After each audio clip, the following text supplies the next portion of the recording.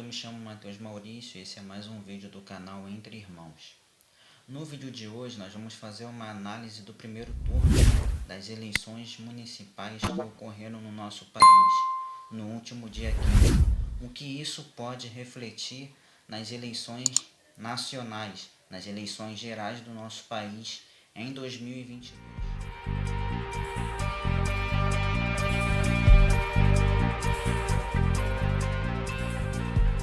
Tribunal Superior Eleitoral, que tirou do TRE a responsabilidade de fazer a apuração dos votos e passou para o TSE. E a grande polêmica é as 3 horas que demoraram para que o resultado das eleições municipais do Brasil saísse. Nós temos também a questão de que foi comprado um computador, um supercomputador, né? Que o ministro Luiz Roberto Barroso disse que era um supercomputador, que o resultado iria sair em questão de minutos, o resultado ia sair no máximo 1 hora de duração, porque ia ter que esperar todas as urnas do país fechar. Tem a questão do Acre, que não é ali correspondente com o horário de Brasília, o horário é diferente. E detalhe, esse supercomputador que foi comprado, gastaram 26 mil reais nesse computador e esse computador simplesmente travou.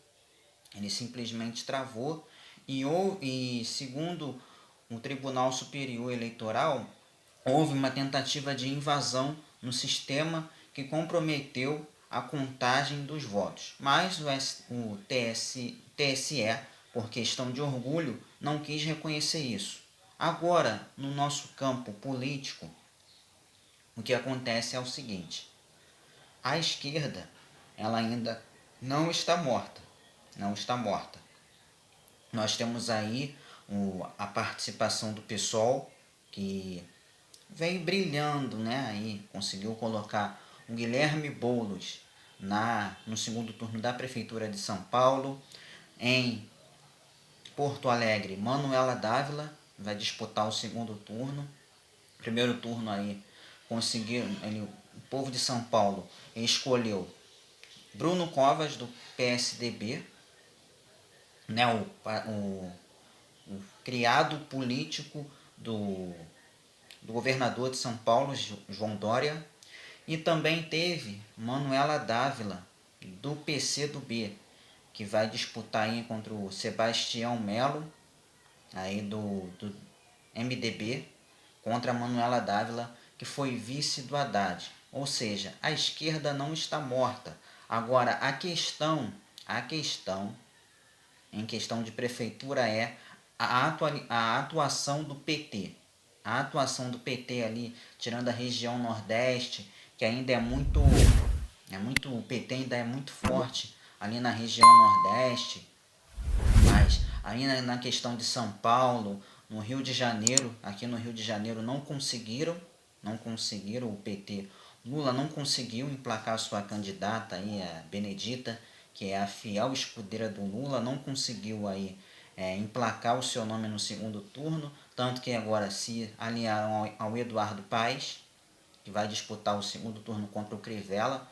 Teve uma derrota muito expressiva também do presidente Jair Bolsonaro, que apoiou 58 ou 56 candidatos e só conseguiu eleger 9, além do seu filho Flávio Bolsonaro, que foi o segundo mais votado no ponto de vista da eleição para vereador da cidade do Rio de Janeiro. Ele foi o segundo mais votado com 71 mil votos e teve uma vitória, e teve também ali a questão do Gabriel Monteiro. Do Gabriel Monteiro é uma questão assim que me alegra muito, é uma questão que me alegra muito, não só pelo fato dele ter canal aqui no YouTube, dele ter essa visibilidade toda que ele tem na internet e sobretudo fora da internet. Ele foi eleito aí com 66 mil votos, é uma votação muito expressiva e além de tudo, e é muito importante que ele tenha sido eleito. Por quê? porque ele foi eleito sem usar o fundão eleitoral. Para vocês terem uma ideia, a campanha do Gabriel Monteiro foi uma fortuna. Uma fortuna. R$ 80. Quem que consegue se eleger com R$ 80 hoje? Nós tivemos aí candidatos que gastaram 200, 300, 500 mil reais e não conseguiram se eleger. A ex-esposa do nosso presidente, Jair Bolsonaro, gastou aí 200 mil de fundão eleitoral e não conseguiu se eleger. E o Gabriel Monteiro ficou na frente de nomes tradicionais da política aqui do Rio. Ficou na frente do Chico Alencar, do PSOL, e ficou na frente do César Maia, do DEM. E o DEM é um político, é um partido que vem muito forte. Conseguiram colocar Eduardo Paz no segundo turno aqui no Rio de Janeiro, elegeu prefeitos, elegeu, acho que, se não me engano, 5 prefeitos, elegeu Rafael Greca, em Curitiba, elegeu um monte de gente. Se eles não elegeram, colocaram no segundo turno. Enfim, o DEM vem muito forte para 2022. Mas agora, dentro dos partidos, meus amigos, vai ter uma guerra de egos para a eleição de 2022. Porque no DEM tem Rodrigo Maia e tem o ACM Neto, que conseguiu eleger aí o seu vice-prefeito como novo prefeito de Salvador. Eles vão ali tentar achar um nome forte para disputar com o presidente Jair Bolsonaro, caso ele queira aí disputar a reeleição. Na esquerda, nós tivemos aí o desempenho pífio do PT. Pífio. Aí o PT que em 2012, se eu não me engano, meus amigos, em 2012, o PT tinha 688 prefeituras. Em 2016, o PT tinha 355 prefeituras. Já em 2020, esse número cai ainda mais. São 173 prefeituras. É muito pouco, gente. O PT já não tem mais o prestígio que tinha antes. Para vocês terem uma ideia, esse último número que eu citei aqui, 173 prefeituras, é o nível que o PT tinha lá em 2000, quando o PT conseguiu aí, disputar eleições do poder executivo. É muito grave. Um partido muito tradicional, porque o PT é um partido tradicional da nossa política, é um partido que vive hoje muito em função do Lula, apesar do Lula hoje não ter ali função política, não poder disputar a eleição pelo fato de estar inelegível até 2022, mas daqui até lá muita água vai rolar. Hoje a esquerda não tem nome forte para conseguir disputar com o presidente Jair Bolsonaro a nível de eleições gerais do nosso país em 2022. Não tem. E o PSOL está conseguindo aí assumir esse protagonismo, porque eles conseguiram colocar Guilherme Boulos no segundo turno aqui, lá em São Paulo, vai disputar agora com Bruno Covas para eleição aqui de São Paulo. Conseguiram eleger 7 vereadores aqui no Rio de Janeiro. O vereador mais votado do Rio de Janeiro é o Tarcísio Mota. Que é uma figura muito tradicional aqui na cidade do Rio de Janeiro. A esquerda, ela está enfraquecida na questão de PT, de PDT, mas na questão do PSOL, o PSOL aí vem assumindo um protagonismo importante. A esquerda ela só precisa de um nome mais tradicional, de um nome forte para combater Jair Bolsonaro. Porque se você for olhar hoje a questão, se você for olhar o cenário, não existe nome forte para combater com o presidente Jair Bolsonaro. Bolsonaro consegue ali, ainda que vá para o segundo turno com algum candidato, porque ainda tem aí o antibolsonarismo ainda é muito forte, assim como o antipetismo é muito forte aqui no nosso país, na questão ali de pessoas não gostarem do presidente Jair Bolsonaro, do ex-presidente Lula, a questão do antipetismo pelo Bolsonaro é forte, mas a questão ali do antibolsonarismo também é muito forte. É uma questão aí que a gente tem que observar bastante. Mas, em contraproposta, meus amigos, hoje saiu uma pesquisa de popularidade do presidente Jair Bolsonaro.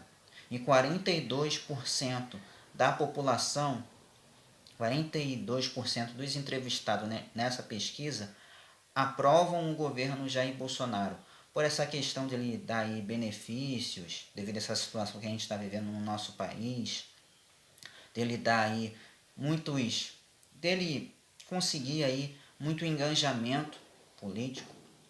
E nós vamos falar também sobre candidatos que não foram eleitos. Nós tivemos aqui no Rio de Janeiro pessoas de extrema tradicionalidade aqui na cidade do Rio de Janeiro que não foram eleitas. Agora, a questão do Nordeste está muito ali entre PDT e PT. A esquerda ainda é muito forte no Nordeste, acho que é devido ao assistencialismo, enfim. Mas o Nordeste ali é muito forte. Uma questão aí que eu fiquei muito feliz é um distrito baiano, uma cidade chamada Ibicaraí, que elegeram a prefeita doutora Mona Lisa do DEM, que disputou com o Lula Brandão e foi eleita no primeiro turno. Em Saquarema, a Manuela Pérez foi reeleita prefeita de Saquarema aqui, também do DEM. Então o DEM é um partido que vem muito forte mesmo. E ali eles têm as projeções, tem muita coisa que vai acontecer ainda nessa eleição. E tudo que acontecer nessa eleição pode refletir em 2022. Hoje o TSE definiu que o atual prefeito aqui do Rio de Janeiro está elegível. O senhor Marcelo Crivella está elegível, está podendo aí disputar a eleição, inclusive com o apoio do nosso presidente. E o apoio do presidente Jair Bolsonaro na candidatura do prefeito Marcelo Crivella é muito importante, porque Bolsonaro ainda tem muita popularidade. Claro que a popularidade que ele tem hoje é a mesma popularidade que ele tinha lá em 1º de janeiro, quando ele assumiu a presidência da República. Mas é uma pessoa muito importante, é um apoio muito importante. Você ter o apoio do presidente Jair Bolsonaro é importante, sim. Apesar de ele não ter conseguido eleger muitos vereadores aqui, mas o que acontece? Tem que olhar, as pessoas hoje elas estão tendo um cuidado, acredito eu que as pessoas estão tendo um cuidado de observar a vida do candidato antes dele receber o apoio do presidente. Porque tem pessoas aí, tem políticos aí que receberam o apoio do presidente Jair Bolsonaro e depois deram para trás. Depois de conseguir aí a sua eleição, andaram ali para trás. Joyce Hasselmann, por exemplo. Uma deputada que se gaba de, porque eu consegui 1 milhão de votos em São Paulo. Conseguiu 1 milhão de votos, mas na eleição para a prefeitura de São Paulo ficou com 1% dos votos, menos de 2% dos votos. Uma pessoa que já foi líder do governo Jair Bolsonaro, uma pessoa aí que já teve uma relevância muito importante. E um anti-joicismo foi muito forte aqui. Teve o Arthur Duval com 10% dos votos, sem usar fundão eleitoral também, isso é muito importante.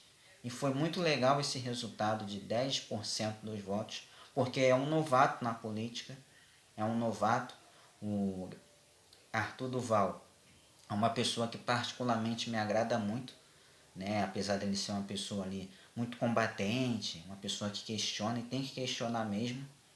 Mas em termos, na primeira eleição, majoritária dele ali para eleger, para se eleger para um cargo no executivo, 10% não é nada mal. E ele ficou ali empatado com o Celso Russomano.